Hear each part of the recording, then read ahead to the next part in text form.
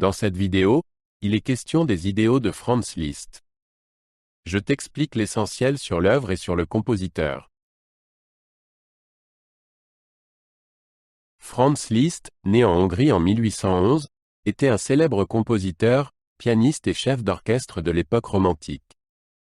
Il est considéré comme l'un des plus grands virtuoses du piano de tous les temps. Ses œuvres comprennent des pièces pour piano, des poèmes symphoniques et de la musique religieuse.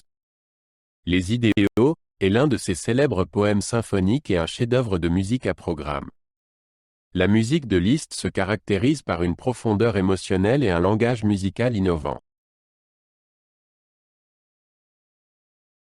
Die Ideal a été composé entre 1856 et 1857 et est basé sur le poème du même nom de Friedrich Schiller. Liszt a composé cette œuvre dans le cadre de la série de poèmes symphoniques qu'il a développée lorsqu'il était chef d'orchestre à la cour de Weimar. La première représentation eut lieu le 5 septembre 1857 à Weimar sous la direction de Liszt. L'œuvre fut dédiée au grand-duc Karl Alexander de Saxe-Weimar-Eisenach. Die Ideal se compose de 3 parties inspirées par différents passages du poème. La première partie commence par une introduction sombre qui symbolise la perte des idéaux. La deuxième partie représente la lutte de l'homme pour retrouver ses idéaux. La troisième partie se termine par un final triomphal qui célèbre la victoire des idéaux. Chaque section contient plusieurs thèmes qui reflètent l'évolution émotionnelle du poème. Die Ideal se caractérise par sa structure claire et ses thèmes variés. Liszt utilise des leitmotifs associés aux différentes sections du poème. Les thèmes sombres et combatifs contrastent avec les mélodies lyriques et pleines d'espoir. Liszt utilise une large palette de couleurs orchestrales pour représenter musicalement les ambiances du poème. Le final triomphal, en particulier, est un point culminant de l'œuvre. L'Idéal est un chef-d'œuvre de poésie symphonique qui illustre le talent exceptionnel de Liszt. Elle est considérée comme l'un des meilleurs exemples de l'association de la littérature et de la musique au XIXe siècle. L'œuvre montre la capacité de Liszt à traduire des émotions et des thèmes complexes en une forme musicale. Die Ideal est un exemple important du concept de musique à programme de Liszt, dans lequel la musique et les idées littéraires fusionnent. Die Ideal a reçu un accueil positif lors de sa première représentation en 1857 à Weimar.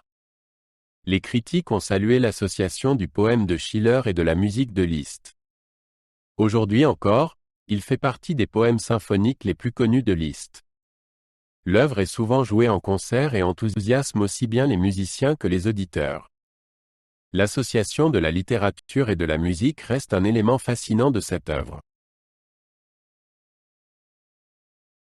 Outre les idéaux, Liszt a également écrit d'autres poèmes symphoniques importants. Il s'agit notamment de Les Préludes, Mazeppa et Orpheus. Ces œuvres montrent la prédilection de Liszt pour les thèmes littéraires et artistiques. Son poème symphonique, Tasso, Lamento e Trionfo, est également particulièrement connu.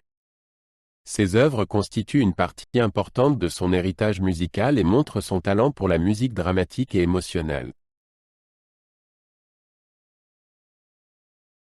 Friedrich Schiller a été l'une des principales influences de la composition de Liszt, Die Ideal. Le poème traite de la perte et de la récupération des idéaux dans la vie de l'homme. Liszt a traduit les images poétiques en une forme musicale, créant ainsi un lien entre la littérature et la musique. Les idées de Schiller sur la liberté et l'humanisme se reflètent dans les thèmes et les ambiances de l'œuvre. Die Ideal est un exemple de la capacité de Liszt à traduire des œuvres littéraires en musique. Les leitmotifs représentent les différentes sections du poème et créent un récit musical. Liszt a utilisé une large palette de couleurs orchestrales pour refléter les ambiances et les caractères du poème. Ce mariage de la littérature et de la musique a fait de l'œuvre un poème symphonique unique en son genre.